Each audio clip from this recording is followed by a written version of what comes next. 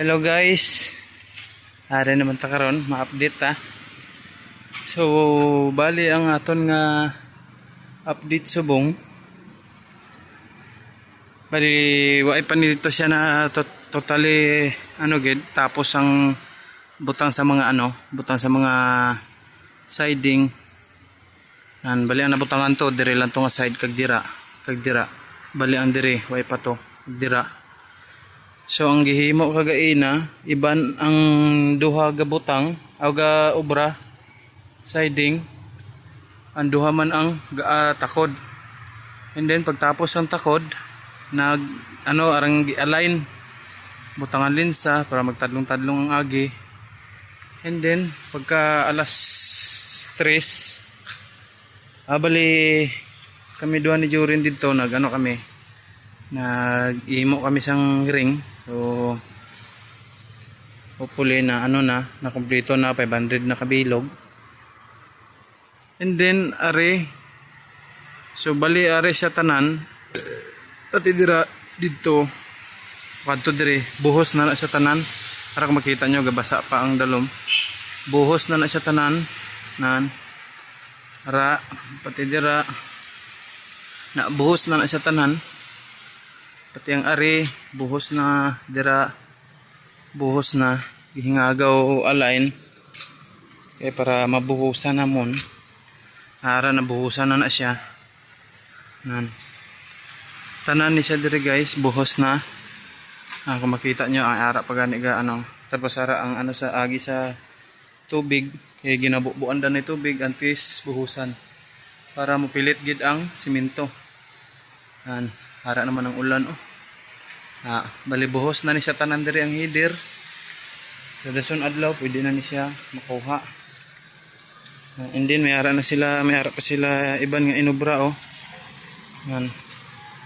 para na siya guro sa sa beam naman na siya. Para na siya sa beam, makakabiliada na kami. So amo na siya ang runner sa dalom. Tapos ara mga na siya, mga siding na siya kanan. Naogta kay ara ulan dito sa dalom. So bulin tong mga kahoy dira way na ara nagipang alay na dira kay panggabutan na lansang para magamit pa.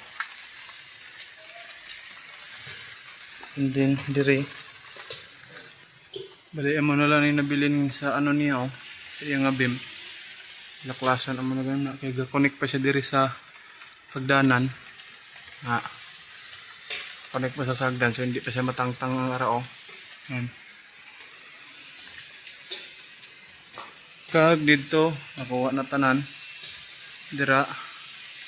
Pati dito sa kilid nahipid na diri itong mga gagmay nga kahoy nakuhaan na sang lansang.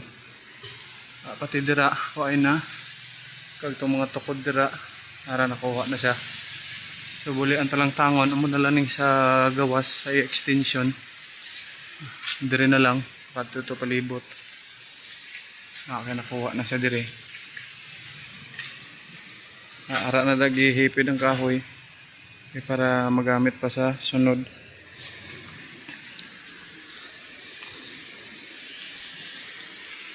And then hari ang iabra naman nga rin para makumpleto na.